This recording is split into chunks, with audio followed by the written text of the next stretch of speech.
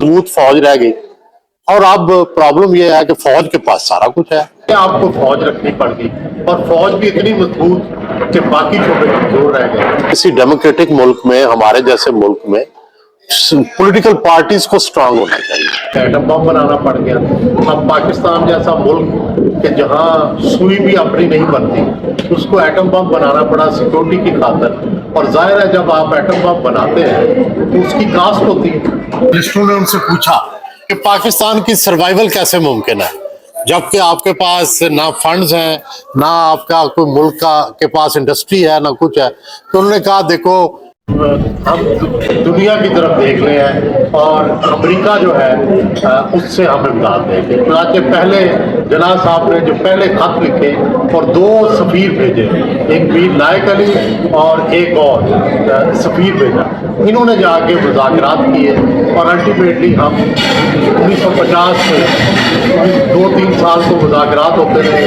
पहले जना साहब की ज़िंदगी में पंखे भेजे अमेरिका ने और उसके बाद हमें इमदाद भी भेजनी शुरू कर दी। चुनांचे माशी तौर पर तो हमारा प्रॉब्लम ये शुरू से ही रहा है कि हम शुरू से कर्जे लेते रहे हैं और उसी से डेवलपमेंट करते हैं। कभी भी हम खुद कफील नहीं। पाकिस्तान का जब भी बजट बनता है उसमें हम जितनी डेवलपमेंट है वो कर्ज नहीं करते। दूसरी बात यह है कि हमें एक बड़ा चैलेंज ये भी आया शुरू से ही कि कश्मीर जो है वो वहाँ रह गया इंडिया में, कश्मीर का था हिस्सा। और दूसरा इंडिया हमारा सिक्योरिटी के लिए एक चैलेंज बन गया। चुनांचे आपको फौज रखनी पड़ गई और फौज भी इतनी मजबूत कि बाकी शोबे कमजोर रह गए।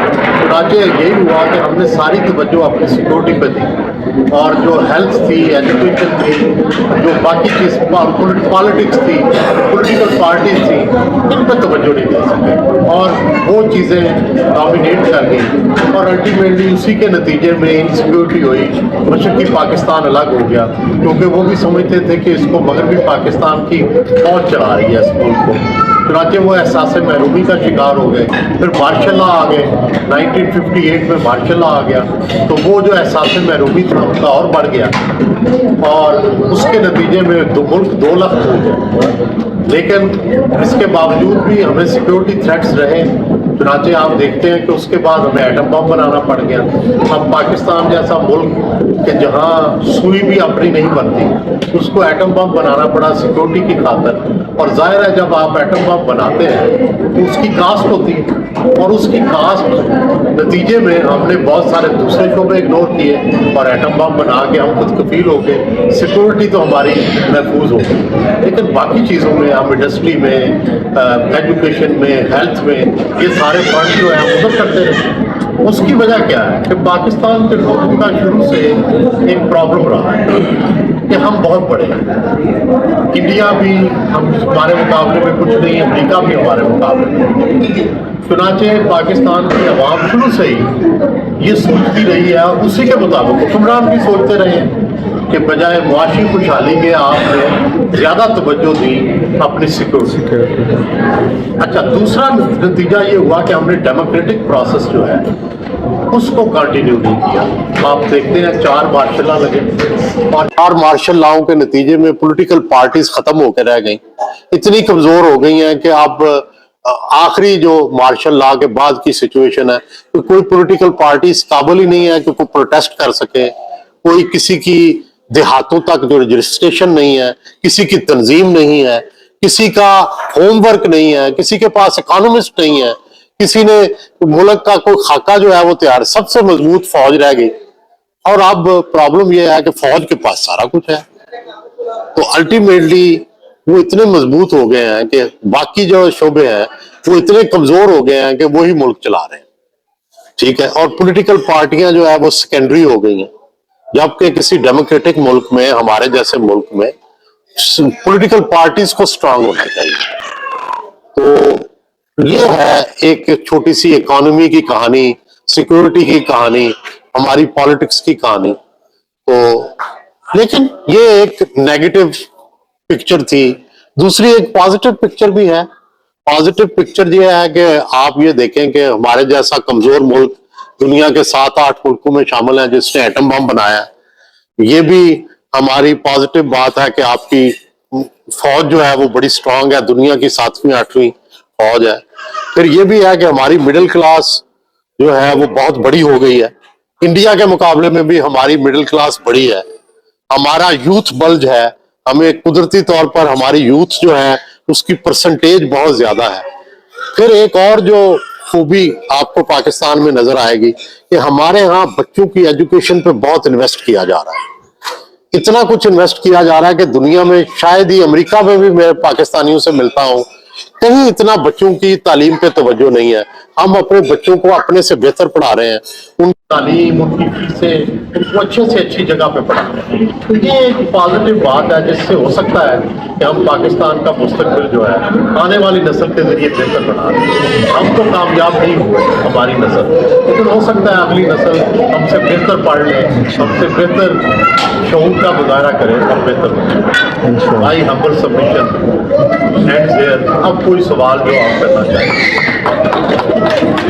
और विनायक साहब, आज़ादी इज़हार राय के हवाले से जो है वो आजकल जो पाकिस्तान में चल रहा है आपको भी पता है, और एक चीज़ जो है वो स्पेशली अब जैसे आपने पॉलिटिकल पार्टीज़ की बात की, सहाफ़ी भी जो है वो डिवाइड होकर रह गए हैं, उन पे ठप्पे लगते हैं कि फलां जो है वो नून लीग के हैं, पीपल्स पार्टी के हैं, PTI के हैं, और उसके हट के फिर इवन के बहुत सारे सहाफ़ी ऐसे आजकल बात हो रही है। जैसे रिसेंटली अभी वाक़या लाहौर में पेश आया, सदर प्रेस का आज़म चौधरी साहब के साथ जो वाक़या पेश होया, और उसके बाद फिर इमरान रियाज साहब जो है वो इतने अरसे से जो है वो लापता हैं। इस पे थोड़ा सा डिस्कस करें, और स्पेशली फिर जब हमारे हुकूमत के बड़े जो अहदेदार हैं ना, वो सहाफ़ियों को सहाफ़ी मानने के लिए तैयार नहीं है, मतलब सहाफ़ी को ठप्पा लगा दिया, ये यूट्यूबर है, सहाफ़ी नहीं है। डिजिटल मीडिया को सहाफ़ी मानने के लिए तैयार नहीं है। इवन कि हमारी जो मिनिस्टर हैं वो सहाफ़ी को सहाफ़ी मानने के लिए उनको यूट्यूबर कहा जाता है। तो आज़ादी इज़हार राय के हवाले से क्या कहेंगे, कब पाकिस्तान इस हवाले से आज़ाद होगा? देखिए, जब तक मुल्क के अंदर जमहूरियत नहीं आती मुकम्मल और सियासी आज़ादियाँ नहीं मिलती, उतनी देर तक आज़ादी राय, आज़ादी इज़हार की जो है ना वो मुमकिन नहीं होता।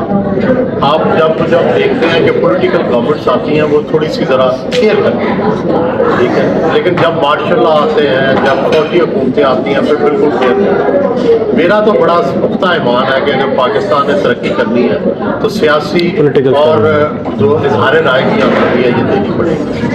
और ये जितने भी ज़्यादतियाँ हो रही हैं, हमने काफ़ी आज़ादी इज़हार जो है काफ़ी उसमें प्रोग्रेस कर दी, लेकिन उसके बाद मुसलसल जब से ये वाक़या हुआ है माहमूद मीर पर फायरिंग का, उससे पहले जियो के साथ लड़ाई का, उसके बाद मुसलसल मीडिया बढ़ता रहा।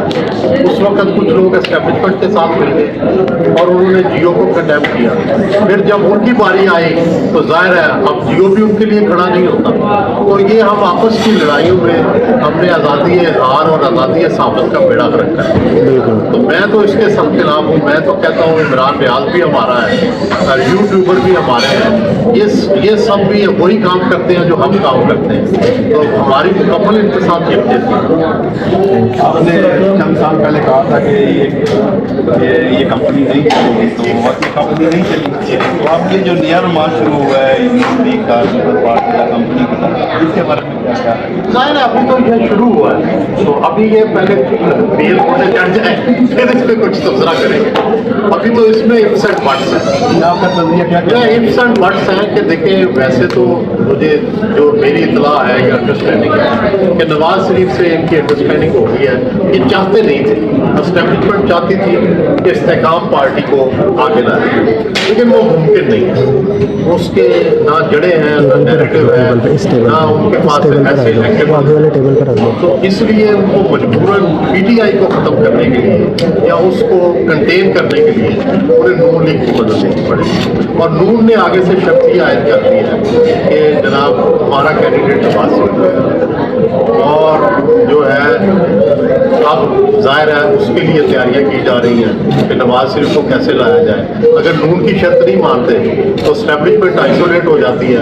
पंजाब में जो दोनों बड़ी पार्टियां हैं कोई भी उसके साथ नहीं रहती, तो ये भी जाहिर है उनको दोबारा नहीं है उनको, इसलिए वो एक पार्टी को साथ रखते हैं, एक पार्टी को दबाते हैं। तो अब PTI के दबाने की बारी है, नून के चढ़ाने की बारी है। मेरा सवाल ये है कि हम लोग ओवरसीज में हैं और यहाँ पर आपने